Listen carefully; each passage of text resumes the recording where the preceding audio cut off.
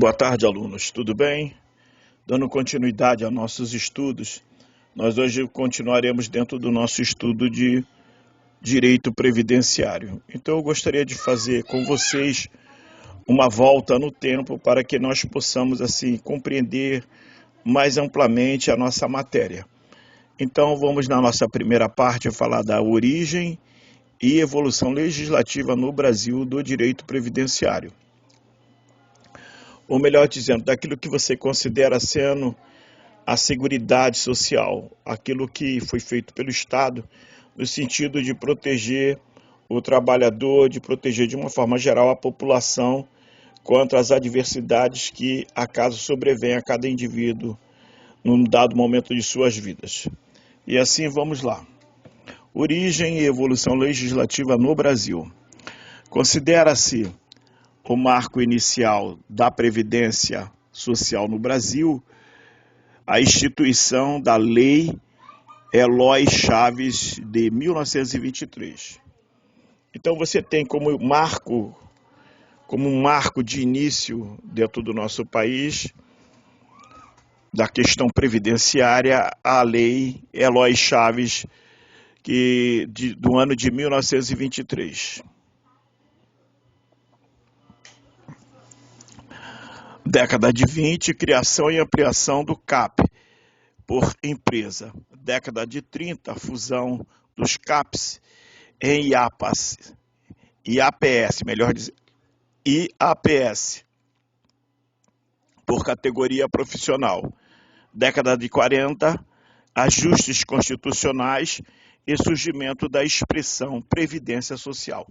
Então você tem na década de 40 o surgimento da expressão Previdência Social. Observa que na década de 20, o mundo, nessa década, ele começa a ter modificações a partir do final da Primeira Grande Guerra Mundial. Então o Estado brasileiro ele começa a criar instituições no sentido de preservar e de cuidar do trabalhador. Então você tem o CAP, que é por empresa. Essa instituição é feita por empresas no sentido de dar uma certa seguridade social às pessoas. Na década de 30, a fusão do CAPS em IAPS, por categoria profissional. Daí você já tem a criação por categoria profissional. Junta-se aquela criação da década de 20 com a criação da década de 30, o CAP, o CAP, que é o CAP, funde-se com o CAPS, CAPS, em IAPS, por categoria profissional. Então você tem essa modificação que ela vai acontecendo gradualmente. Na década de 40, ajustes constitucionais e o surgimento da expressão Previdência Social. Então aí você já tem um salto, porque já se fala da Previdência Social. Em 1960 vem a aprovação da LOPS. E em 1967 a criação do INPS com a unificação dos IAPS. IAPS é o CAPS. Agora vamos aqui mais embaixo, eu quero que você observe bem esse demonstrativo que tem aí. Então você vai verificar nesse quadradinho, é o CAPS, por empresa. Aí ele vai evoluir para o IAPS, por categoria profissional, que se unifica ao INPS, unificação e universalização. Você vê que tem uma evolução de um momento histórico para outro momento. Ok, pessoal? Em 1977, instituição do SIMPAS, integrado às áreas de saúde, assistência social e previdência social. Em 1988, a atual Constituição utiliza-se pela primeira vez a expressão Seguridade Social, abrangendo as áreas de saúde, assistência e Previdência Social. Em 1990, criação do INSS, por fusão do INPS com o IAPAS. Em 2004 a 2007, ajustes estruturais, que culmina com a criação da Secretaria da Receita Federal do Brasil, com a fusão das secretarias de Receita Federal e Receita Previdenciária. Então você veja que há uma postura dentro da nossa política, dentro do nosso Estado brasileiro, no sentido de criar uma proteção cada vez maior para o trabalhador, para a população em geral, porque na Constituição de 1988 é criada essa palavra, Seguridade Social, onde abrange as áreas de saúde, assistência social e previdência social. Então, sendo assim, você observa que nós vamos tendo um fato evolutivo.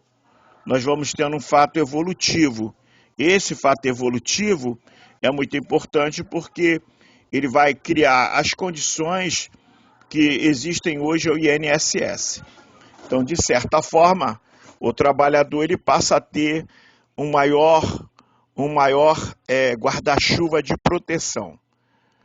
Quero que você não se esqueça, as primeiras leis previdenciárias surgiram na Alemanha, mas a primeira Constituição a tratar do tema foi a Carta Mexicana. Veja bem, vamos aqui analisar esse pequeno dado histórico, porque toda essa relação que eu te dei é uma relação histórica. Isso é para você ler e para você guardar e ver como as coisas evoluem. Nesse caso aqui, as primeiras leis previdenciárias elas surgem na Alemanha, mas a primeira Constituição Federal a tratar do tema é a Constituição Mexicana. O INSS resultou da fusão do INPS com o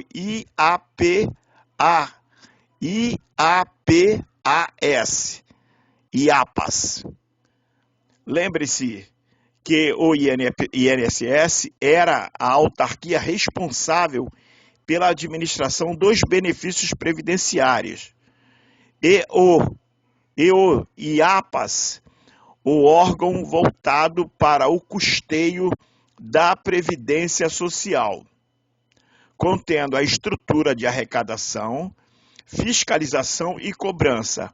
O INAMPS era responsável pela prestação de assistência médica, que teve as suas atribuições incorporadas pelo SUS. Repara que, ao longo dessas décadas anteriores, você vai percebendo uma evolução clara, no sentido de universalizar todo o atendimento, como nós temos hoje. INPS mais IAPAS é igual a INSS. Veja aí esse gráfico que está aí, esses dois círculos, um em amarelo e outro em verde, igual a um círculo em azul, que é o INSS, INAMPS e IAPAS. Muitos examinadores tentam confundir o candidato afirmando que a criação do INSS se deu com a fusão do INPS com o INAMPS, pois essas duas autarquias são as mais lembradas pela população. Isso é uma pegadinha, tá entendendo? Isso é uma pegadinha. Tá bom, queridos? Então, quero que você preste bastante atenção. Vamos agora fazer a conceituação. Conceituação. Artigo 194 da lei que cuida desta lei, tá bom? Que vai cuidar desse assunto especificamente. A Seguridade Social compreende um conjunto integrado de ações de iniciativa dos poderes públicos, da sociedade, destinados a assegurar os direitos relativos à saúde, à previdência social e à assistência social. Veja bem, isso é muito importante, porque fica determinado que as ações para a questão previdenciária, ela é de iniciativa dos poderes públicos, ou seja, o Estado ele tem que ter políticas públicas voltadas para este sentido, e também da sociedade civil, para que seja assegurado os direitos relativos à saúde, à previdência e assistência social, ou seja, a previdência social é para aqueles que contribuem, e a assistência social abrange toda a parte das pessoas que não contribuíram.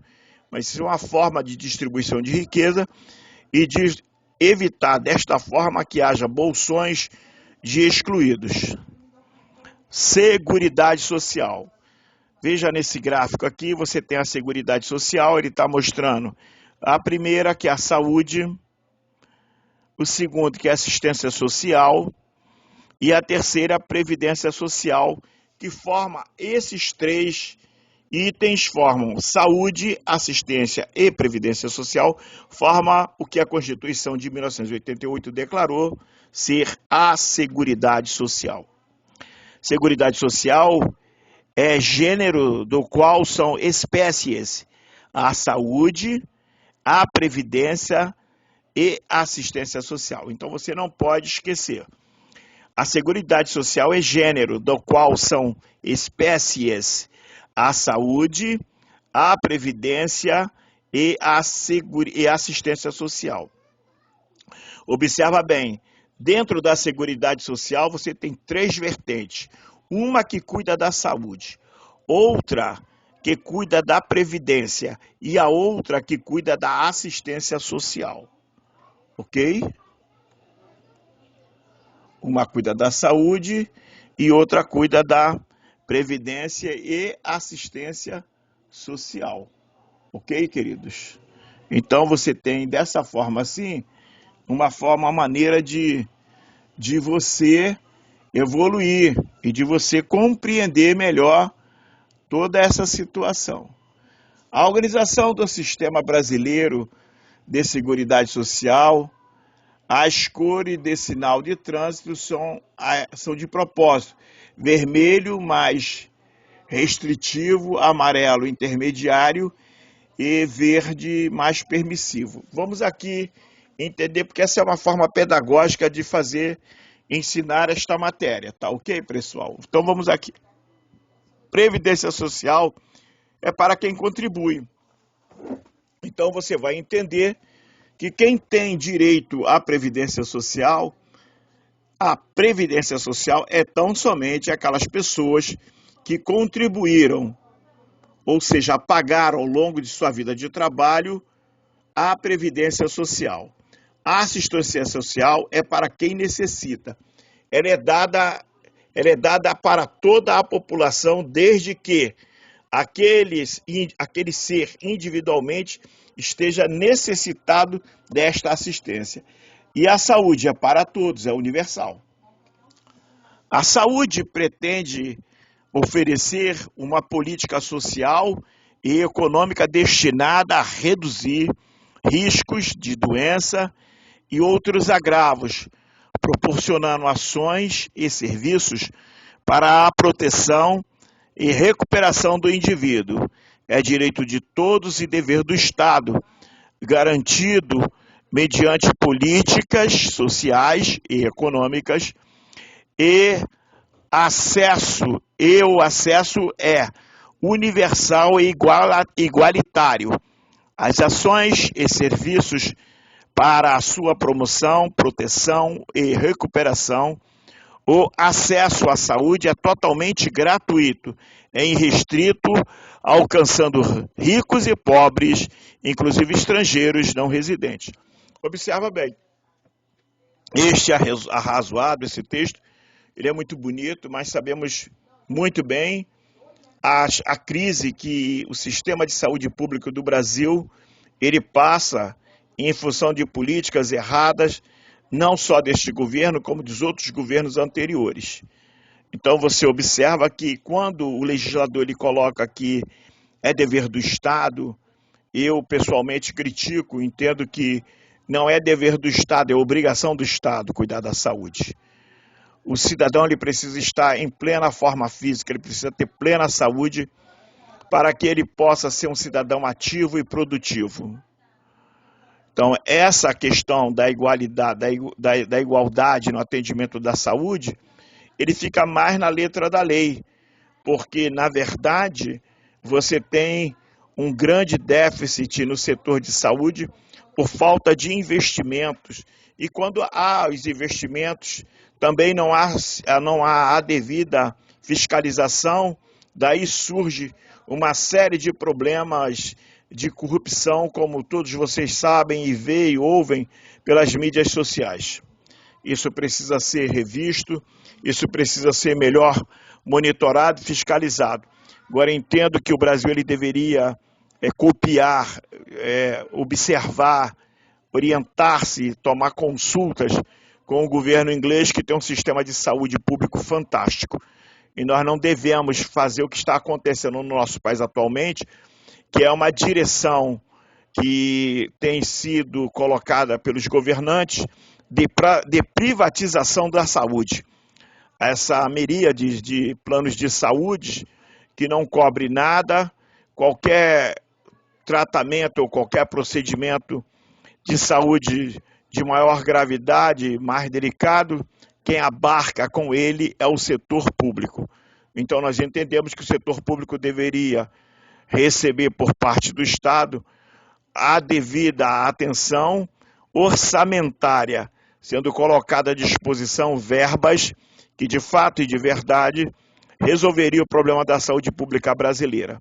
Mas entendemos também que, ao mesmo tempo que se faz a alocação de verbas públicas no setor de saúde, também o próprio setor público deveria promover uma fiscalização ostensiva e permanente em todos os segmentos de saúde, em todos os entes que trabalham com a saúde pública, ou seja, o ente federal, o ente estadual, o ente municipal e o ente distrital. Todos os setores de saúde deveriam ser devidamente fiscalizados e não a saúde passar por este momento que está passando de perda de investimentos. Então você tem um país com uma crise na saúde crônica e os pregoeiros da privatização, os pregoeiros contra o direito dos trabalhadores, vivem falando falácias que nada resolvem. Nós temos um bom exemplo da Inglaterra, onde a saúde pública funciona. É nesses exemplos que nós temos que nos mirar. Vamos agora falar sobre a assistência social. A assistência social irá tratar de atender os hipossuficientes, eu falo, aqueles que não têm condições financeiras, aqueles por alguma razão ficou excluído do processo produtivo, destinado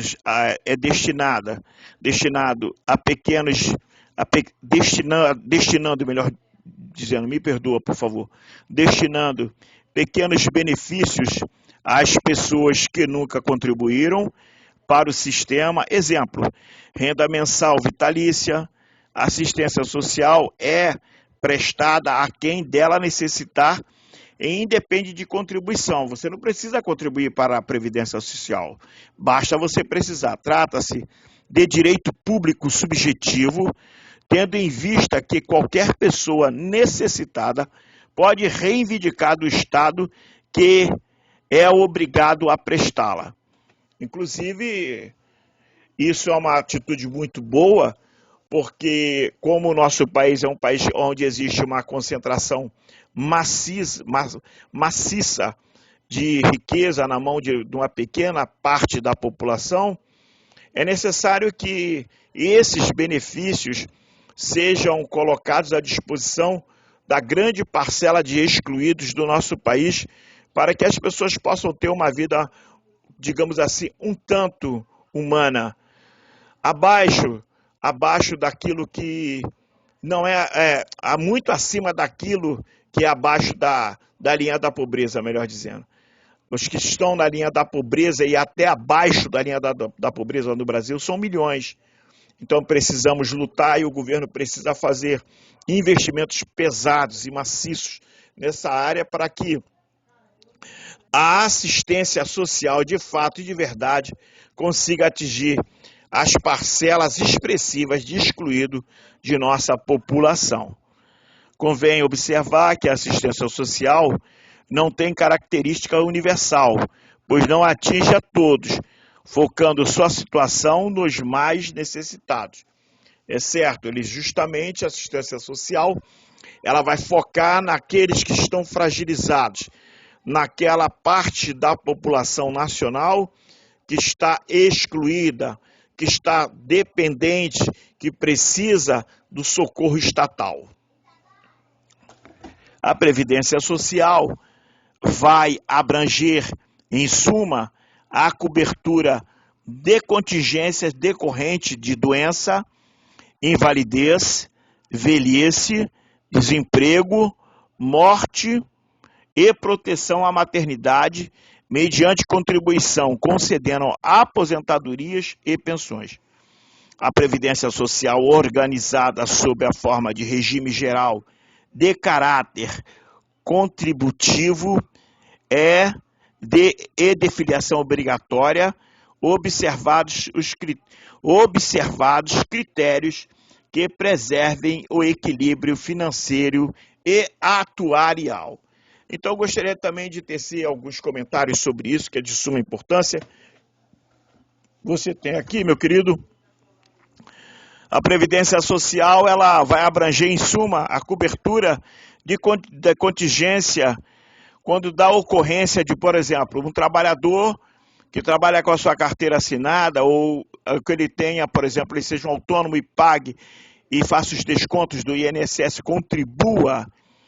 Ele ficou doente, então ele tem o direito ao auxílio-doença.